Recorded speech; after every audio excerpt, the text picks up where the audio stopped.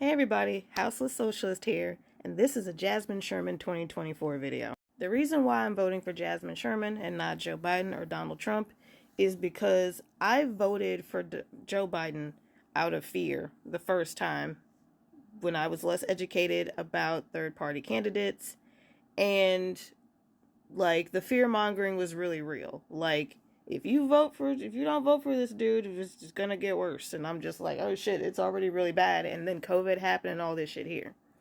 But I'm voting for Jasmine because Jasmine has a policy that gets homeless people equitable and dignified housing within their first 90 days in office.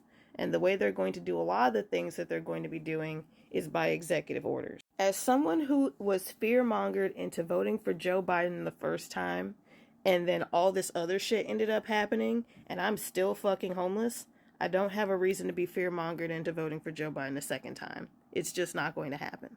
You could give me any presidential candidate that says that they're going to house homeless people, especially in their first 90 days, and I'll be like, yeah, all right, let me look at that.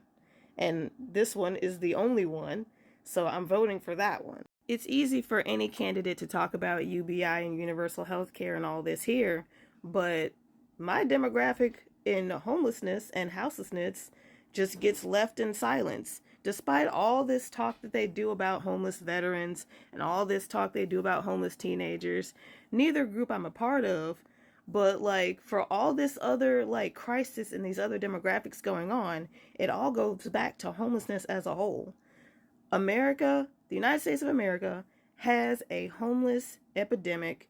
There is one way to solve it. We have the money to solve it, and yet the United States government just fucking doesn't and leaves it up to municipalities to solve it. And all most municipalities end up doing is criminalizing homelessness and sweeping homeless people around instead of giving people equitable and dignified housing.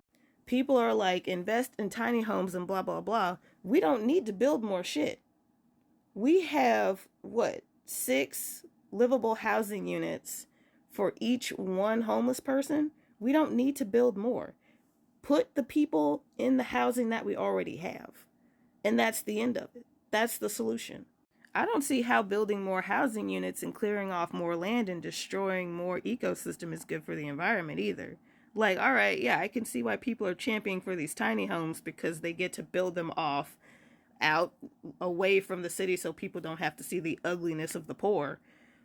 Or you can just put them in the apartment units and the houses that are already built, that have been sitting for literal actual years. And this isn't even unrelatable content because most of us that live in medium-sized or large cities have at least one building that's been sitting there for over a decade that maybe just now got renovated or still hasn't been renovated, that people could go into if it were renovated and safe to live in.